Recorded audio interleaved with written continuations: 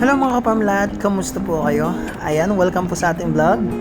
So for today's video mga kaparmlat, papunta tayo ngayon sa binibentang beach. Ayan, ubos na po yung apat at bayad na po ng mga buyer. So eto pong dalawang natitira.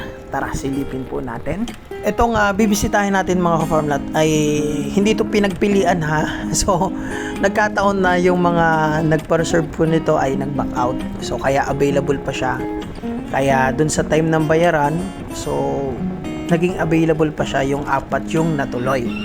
So pero parehas maganda po ito mga kafarmlat. So ayan, malapit na po tayong makarating. So ito po yung mga madadaanan once na makapunta po tayo sa property. So from highway mga 20 minutes drive, ayan, nandito na tayo sa property. Yun nga lang, may mga cemented, may rough road pa, pero pasok naman po yung mga SUV type. Sedan pasok din, pero yun, daan-daan nga lang. So yan, nandito na po tayo sa property. So tara, umpisa na po natin to. Pero bago yan, pasilip ko muna sa inyo yung kagandahan ng property. So intro muna tayo ng konti.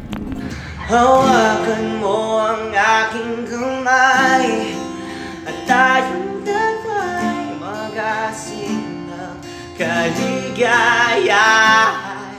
Bitawan mo ng salita, ako ay handa nang lumapak sa lupa.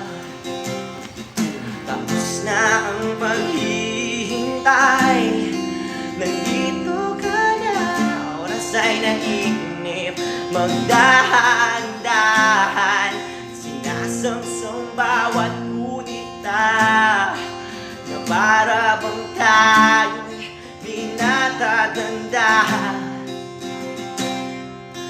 Gayang lu'y nasa muling sambit na ng iyong mga labi.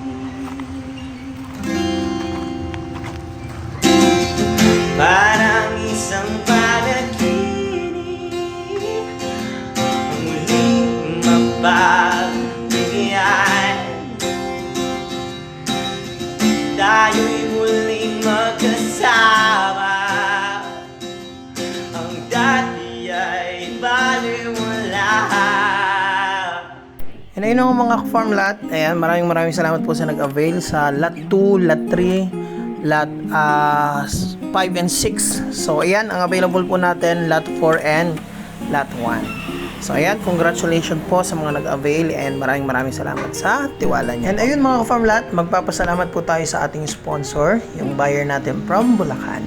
So ayan mga ka-farm lot, siya po yung nagpa-reserve sa atin ng 4 and 5. Nung pag-tripping niya po, talagang gustong-gusto niya, and then nagbigay pa ng another 50,000 na pang-reserve dun sa lot 3. So yun nga lang mga ka-farm lot, so nung naibisita niya yung misis niya, hindi sila ganun ka 100% sure. So nag-back out po sila. And pero yun mga ka-farm lot, ang good thing naman, sabi ko, sir, paano tong reservation nyo? Hindi ko pa na po nabibigay yung inabot niya. Sabi niya, Jeff, gamitin mo na, ibili mong motor. So yun, kaya sobrang pasasalamat ko po talaga sa buyer. Hindi ko ina-expect, hindi ko inakalain na ibibigay niya yung worth 150,000. Bigay lang po ha. So ayan sir, maraming salamat po sa iyo. So hindi na po kita papangalanan gaya ng request niyo. Nawa po ay mas dumagsa pa po yung biyaya po sa inyo mula po sa ating Amang Liwanag na nasa langit. And sa buyer din po nung lot 1 na nagpa-reserve na hindi po tumuloy. Ayan. Maraming salamat po sa pagbisita nyo, sa pagpunta nyo dito. Di ba tayo nagkatuluyan, pero sobrang thank you rin po dahil nagkakilala tayo. And sobrang bait nyo rin po. So yun, accept naman po natin yan. Ganun po talaga sa sales, na may mga buyer po talaga na mabilis magdesisyon, pero mabilis din pong magbago yung isip. May mga ganun po talaga. May mga buyer naman na ang tagal magdesisyon bago sila mag-go, pero pag nag-go talaga, talagang go na go yan. Kahit medyo nag-back out yung seller, yan, inaano pa rin namin na ituloy. May mga ganun po talaga. So yan, umpisa na natin to mga ka-farm lot. Hello mga ka-farm lot, kamusta po kayo? Ayan, nandito po tayo ngayon sa Ragay, Camarines Sur. Ayan, ang oras po natin ay alas 5 na. Pero ayun, sinadya natin to dahil yun, para maubos na agad. Dahil 4 na po yung sold dito. 2 na lang yung available, and sana po tayo makabenta nito mga ka-farm lot. Dahil sayang, napakagandang beach lot po nito at napakamura pa compare sa mga karatig na mga naikot natin ng mga beach property pa dito sa Ragay Camarines Sur. Ang isa lang po sa pinaka ipagmamalaki at nagustuhan ko sa property na to, napakalinis ng tubig, hindi man lang sa safe na rin sa NPA, and ang good thing pa talagang crystal clear yung tubig. And kung gusto nyo mag-fishing, sagana po sa isda dyan. And kung gusto nyo pong mahilig kayong mamana, may mga take ng adventure yung sa mga coral. So may mga coral po dyan sa area na yan. And yun mga ka-farm lot, ikutin natin to. And ang good thing sa documents nito, ayan, bago kayo mag-isip ng negativities, meron na pong 4 na buyer na nag-avail at nagbayad na dito. So 2 na lang yung available. So yan, tara, umpisa na natin to. Ito po ay 2.5 million, all expenses paid for transfer. Ang sukat po nito ay 3,333 square meter, na mula po siya dito, ayan, may sukat na po yan, may kanya-kanyang muhon, mula po dito hanggang dun. Ano po? So pag park mo na sasakyan, ayan po ang kalsada, lote na.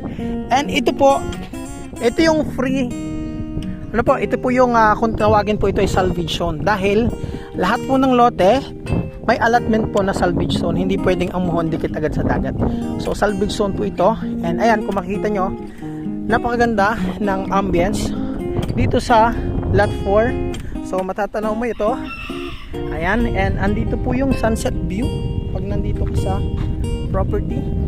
Ayan, pa high tide na po ngayon. Ayan, diyan po lumulubog yung araw. Ayan, so yan, may rock formation po dito. So ang kagandahan, yung ambience dito maganda. So ito po yung salvage zone area. So mula naman po dito, ayan, mula po dito, kapag ganun, sakop niya po yung sagingan na yan. Mamaya, dito muna tayo sa tabing dagat. Ayan, bago tayo dyan. So ito ang tabing dagat po niya. Ayan, kung makikita nyo po, buhanginan po yan mga ka-farm lot, na may pebbles po sa ibabaw. Ayan, kung makikita nyo, buhangin siya. Ayan, buhangin na may mga pebbles. Ayan, ito po ang tsura ng mga bato-bato po dito. Yun nga, gaya ng sabi ko, pwede nyong hakutin yung mga bato-bato na malilit na yan. Pwede nyong i-gawing design sa garden. Kung gusto nyo mag-garden dito pag na-avail nyo na, kasi maganda po yung mga bato. Ayan, so para pag inalis nyo yung mga bato-bato na yan, buhangin na dito. So kayo na pong bahala na kung ano man po ang gusto nyo gawin. Kung nandito na po kayo, kung gusto nyo mag-fishing, ayan, so pwede po kayo dito magpwesto sa rock formation na to. Kung gusto nyo maligo, ayan, dito po ako naliligo minsan pag nandito ako. So yan po ang itsura ng lot 4. Yan, may mababang buko na pwede nyong kunan kung gusto nyo magbuko. Yan, yan po ang mga bato dito, magaganda. Tapos may mga buhangin din naman. Buhanginan, ang ibabaw po ay coral. So yan, bali mga ka-farm lot, pupunta man tayo dito sa kabilang muhon. Ito po yung muhon. Yan, dito sa kabilang sakop. Yan, hanggang dito 16 meters po ang frontage nya sa beach.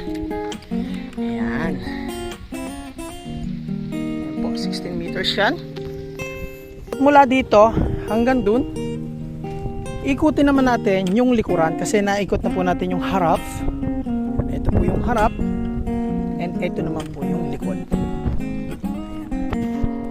So kalsada, then yan. Ito po, sakop nyo to. May bahay pala dito dati. Yan o. ngayon wala na. So ito po mga ka-farm lot yung lot 4, and marami siyang saging. Ayan. May saba mga ka-farm lot. Saba. And may sakop nyo po itong kakao. Ayan, may bunga yung kakao. Lot 4 po ito. Ayan. Yan, sakop po itong nyog. So, ang linis po ng lot 4, nalinisan na. Ayan. Tapos, sakop po itong elevated area na to. Ayan. Parang maganda dito sa area na to. Ayan. Ito po, may mga buko. Ayan, mga saging na saba po. Mga namumunga na. Ayan. Tara, tingnan pa po natin yung likod nito. Ayan. Yan, sakop pa rin natin tong mga sagingan dito sa likod. So far, maganda naman din yung structure dito. Yan. So, balik tayo sa dinaanan natin. Yan. Yan. Ito po yung sakop natin ha. Yan. Tapos sa likod niyan dagat. Tapos, sagingan pa po uli. Yan.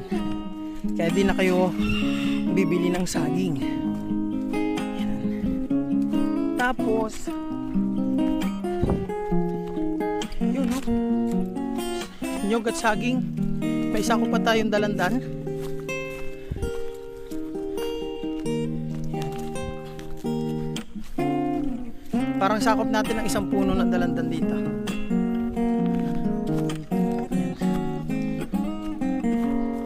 Merong nyog pa rin. Oh, maganda rin structure nitong lot 4 mga ka-farm lot, itong pagkahili. Itong hili part na to, maganda dito sa likod. Hindi siya nakaganon ng tagilid, nakaganyan siya, naahon. Yan, malinis na, maganda ng i-tripping. May kukuha na sana nito. Ayun, hindi na tuloy, kinulang ang fund. Yung isa may kukuha na daw sana. Ayan. Ganda rin no. Lot 4 malinis na. Yan, ahon tayo.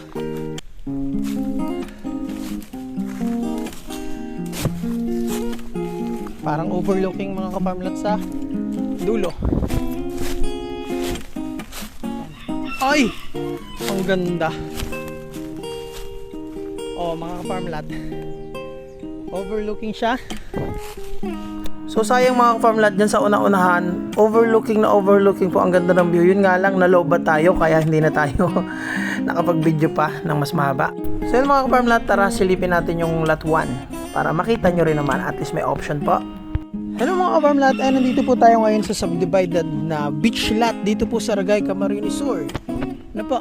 So ito yung ano nilang sinubdivide, kaya lang ubos na po yan, sold out na. Ito naman po, yan, halos sold out na rin. May dalawa na lang pong natitira. Ayan. Kung nasubaybayan po nyo yung vlog natin dito sa beach lot na to, ayan, ang kagandahan naman po nito, flat lot. So ayan mga ka-farm lot, yung buyer na nagpa-reserve sa atin po, hindi po siya tumuloy. Ganon din po yung nagpa-reserve sa lot 4. So ngayon, medyo umurong man sila, siguro po hindi talaga para sa kanila. So para po sa mga buyer na nakaabang sa atin na naghahanap po ng mga beachfront. So ipakita ko po sa inyo yung isang available pa dito. Ito po lot 1. So ito pong lot 1 pong ito ay corner lot, katabi po ng creek. Summer po ngayon, pero may tubig po. Bali, may bukal po dito kaya kahit paano may tubig. Pero ito pong creek na to mga ka-farm lot, ayan, kung makikita nyo, hindi naman po siya creek na yung tipong yung buhay na yung mabaho, may ano, kung ano man. So yan po ay may daan lang po ng tubig pag naulan. Pero bukod doon, may bukal po yan. Ayan. Kaya kahit pa paano kung makikita nyo, low tide po, pero may unti-unting naagos papunta doon. Kaya doon sa mga makaka-avail dito sa lot 1, pag nag-deep well po kayo dito, maamo ang tubig dahil ayan, isa pong palatandaan na maamo sa tubig mga kawayan. So ang frontage nito mga ka-farm lot, itong lot 1 na to ay nasa 16 meters po katabi ng creek, and ito po yung road po dito. Ayan, and ang kagandahan sa lot 1, flatland po yan. Dito muna tayo sa tabing dagat. So sa ngayon po ay low tide. Ayan, papakita ko po sa inyo yung muhon. Okay, saan nga ba yung muhon dito? Ayan. So ito mga ka-farm lot yung muhon. Mula po dito hanggang dun. Ayan, papagano na po siya, paangat. So sako po yung mga kawayan na yan. Ayan. So ito naman po yung beach area nya. Ayan. So low tide po ngayon mga ka-farm lot. Low tide. So dito muna tayo. So dahil ang muhon po ay mula dito, yan, hanggang dun mga ka-farm lot. So itong area na to, ito po yung tinatawag na salvage zone. Ibig sabihin, pag harap mo to, pwede mo tong gamitin. So ito yung halos parang pring lupa sa magiging owner nito. So ito po yung front. So buhanginan po dito. Ayan, kung makikita nyo mga ka-farm lot, buhangin siya. Ganda pong buhangin yan. Buhangin. So ito po yung front. Tapos dito, since may creek, kagandahan po dito, para kang may tabing dagat na may batis. Ito po, napakalinaw ng tubig dito pag nandito ka, para kang naliligo sa batis. Kasi may mga bato. Hindi naman po masakit sa paa yan. So low tide po ngayon. Ito po ang itsura pag low tide. So buhanginan po yan. Medyo white naman po yan, kaya lang may mga pebbles po. Kaya medyo nakaka-apekto sa malayuan kung titingnan. So kung makikita nyo po yung creek. So mula po dyan hanggang doon sa tinuro nating muhon. Yan, Nyugan po yan.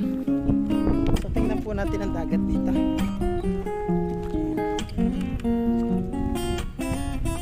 So dito po ang kagandahan mga ka-farm lot. Kung mahilig kayo mag-boat, yan, kagaya ni Manong, maminwit, mangisda o mamana, may mga coral po dyan. So maraming buyer naghahanap ng may mga coral area sa mga beach na malapit sa kanila. So kasi nung naliligo po ako dyan, ano po, may nakita po akong coral dyan, yung halaman po na pag namuo nagiging coral siya. Pero ayun, para ma-confirm din natin, may in-interview ako dito dati, taga rito, which is kinonfirm naman po niya na doon nangingisda po sila doon dati, na mamana po sila. So ngayon, high tide na po. Ayan. So ito na po ang itsura dito. Ayan. Ang good thing po dito mga ka-farm lot, ito po yung sinasabi ko na para kang nasa batis. Ayan. So ganda tingnan na po. Para tayong nasa batisan. And then presko po dito. Mahangin po yung area. Hindi po kagaya ng ibang tabing dagat na medyo mainit ang singaw. Dito po presko. Tsaka isa sa may pagmamalaki ko sa lugar nito, malinis po yung dagat. Hindi gaya ng ibang tabing dagat na masangsang amoy kasi malapit sa fish cage. Tsaka may mga dumi ng tao. So dito po wala ka dito makikita dumi ng tao kasi may kanya-kanya CR ang mga tao po dito. Ayan. Tsaka kagandahan po, ang bahayan nandyan sa unahan dyan, tapos andun sa dulo. So kaya hindi siya masyadong maraming kabahayan na nagdudulot ng dumi. So itong Karatig, yan po yung sinubdivide. So natatandaan nyo po yan. Ubus na po yan. So dito 6 na slot yung inopen. Ubus na po rin. 2 na lang natitira, yung lot 1 at lot 4. So mamaya bibidyohin din natin yung lot 4. So sa ngayon, focus muna tayo sa lot 1. Ayan, babalik na po tayo. So yan po yung mga bato dito, mga pebbles po yan. So yung mga pebbles na yan, pwede nyo gamitin yan, hakutin yung mga bato-bato na maliliit. Pwede nyo ipang recrap o pang design kung mag-garden po kayo dito. Kung later, pwede nyo gawing resort. Ano po? So may mga tiningnan po tayong ibang property dito na beach lot na 3,000 square meter din, nagti 10 million na po ang per square meter. Pero ito ang mura po, dahil yung 3,333 square meter, naghahalaga lang po ito ng 2.5 million free transfer pa. Kaya yan mga ka-farmlat, saan ka pa. So bibidyo naman po natin yung likod. Ano po? So yan, ito yung kalsada. Ito, papalabas din po ito ng highway papunta dun sa mga bilihan ng mga isda, yung mga mangingisda doon. So ito, yung dinaanan natin, palabas din yan ng highway, kaya tagusan yung daan. And ito naman pong lot 1, ayan, makikita nyo, flat land. May sakop pong, hindi ko alam kung dalandan po ito. Yan, mga nyog. Sakop po yung mga kawayan na yan. Kaya kung magpapalagay po kayo ng kubo, yan, may kawayan na kayo, matitibay po ang kawayan. Dahil yan po yung ginagawang tawag dito, ginagawang sopa. So yan, kasalukuyan pong iniikot natin ang lot 1, yung mga sakop niyang boundaries. Lot 1, yan, sakop po niya to, yung buong puno na yan. Yan, so nagpalinis na rin yung nakabili nitong lot 3.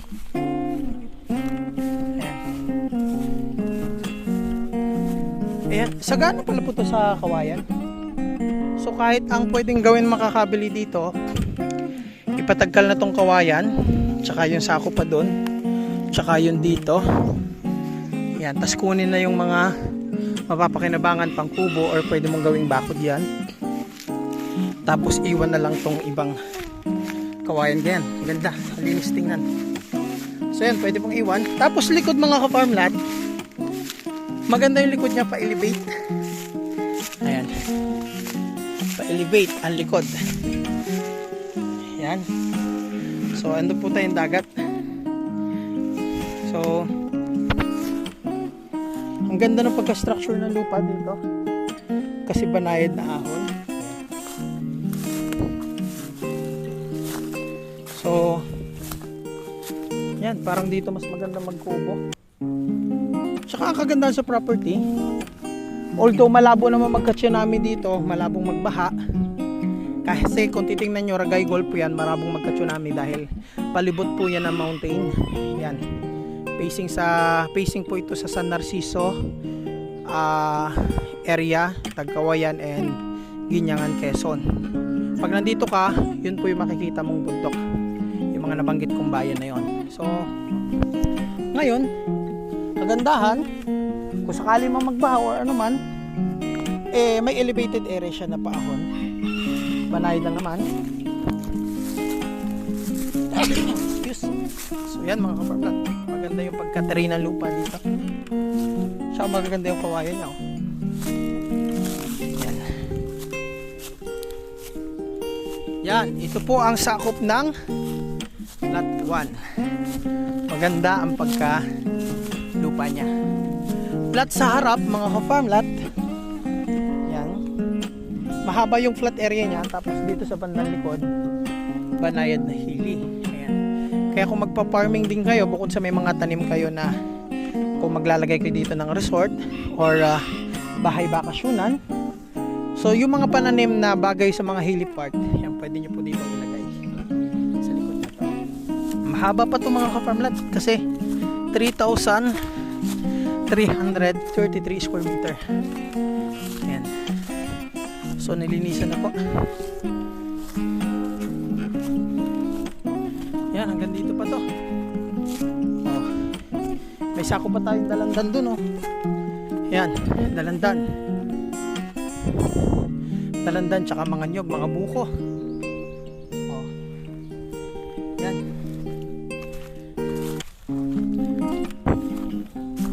Malinis na, oh. Yan.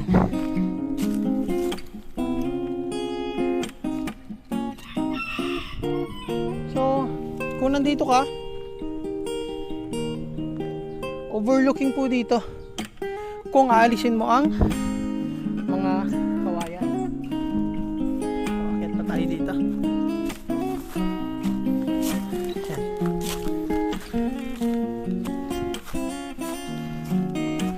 May saging. Ito, dalandan. May pinya po, oh. Pinya. Dalandan. Saging likod. Yan. Dito tayo. Ito pinya po mga kapamilya to. So buhay ang pinya dito. Saging. Dalandan.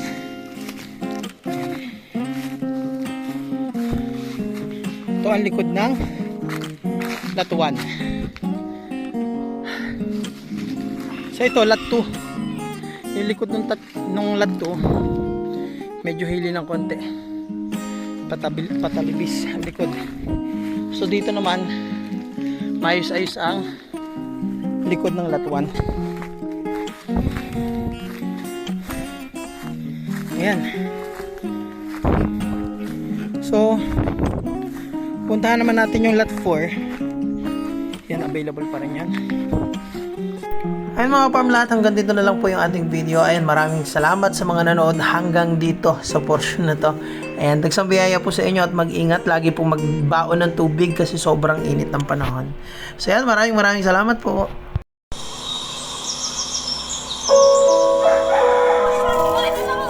Ang sarap mamuhay sa probinsya. Sariwang hangin at ang sarap sa tenga ng tawa ng mga bata. Ang sarap dito tumanda.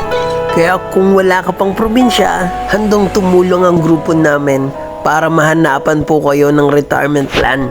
Investment farm, ganun din ang bakasyonan.